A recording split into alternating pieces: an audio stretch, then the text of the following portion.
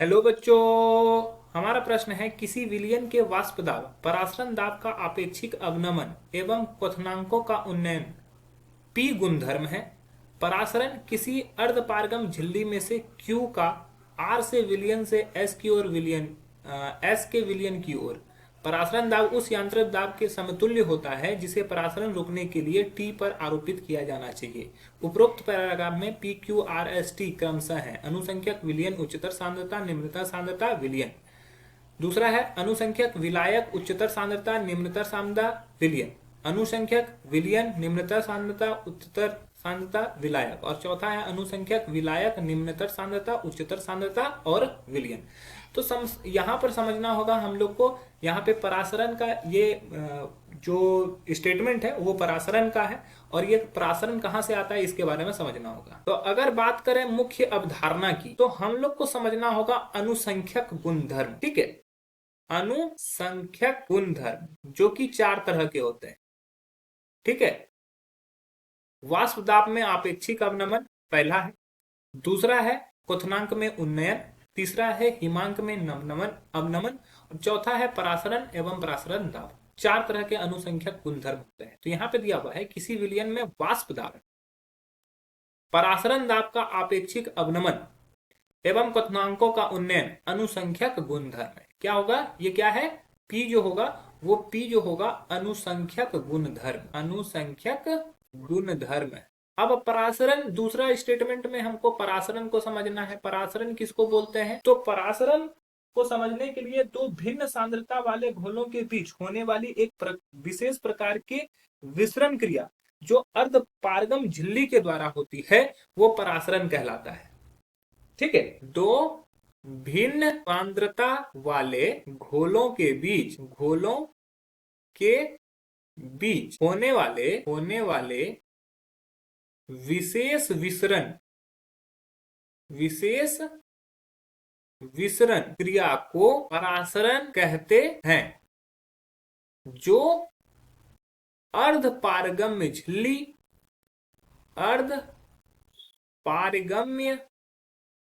झिल्ली द्वारा होता है। ठीक है, इसमें क्या होता है कि इसमें विलायक के कण कम सांद्रता विलयन से विलायक के कण कम सांद्रता वाले विलयन से उच्च सांद्रता वाले विलयन की तरफ मूव करते हैं, उच्च सांद्रता वाले विलयन की ओर गति करते हैं।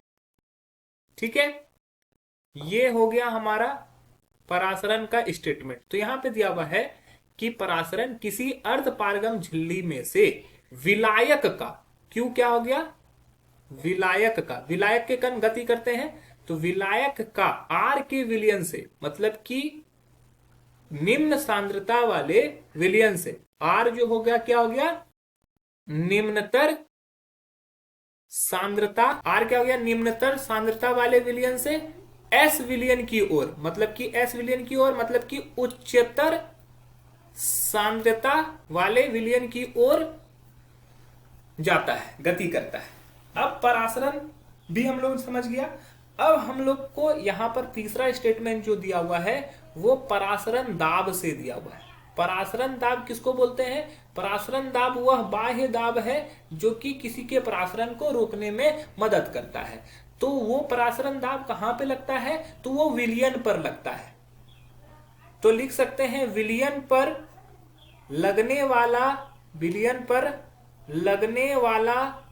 बाह्य दाब, विलयन पर लगने वाला बाह्य दाब जो परासरण को रोकता है, परासरण दाब कहलाता है। तो यहां पे जो होगा परासरण दाब उस यांत्रिक दाब के समतुल्य होता है जिसे परासरण रोकने के लिए विलयन पर आरोपित किया जाता है। तो हमारा जो टी हो जाएगा वो क्या हो जाएगा, विलयन हो जाएगा। तो हमारे जो ऑप्शन होंगे, पी होगा अनुसंख्यक गुणधर्म जो कि पहला में अनुसंख्यक गुणधर्म सभी जगह है, दूसरा है विलायक यहाँ पे विलयन दिया हुआ है तो ये गलत हो जाएगा, यहाँ पे भी विलयन दिया हुआ है तो ये भी गलत हो जाएगा। विलायक यहां पर है और यहां पे है। तीसरा में निम्नतर सांद्रता, यहां पे दिया हुआ है उच्चतर सांद्रता तो ये गलत हो जाएगा।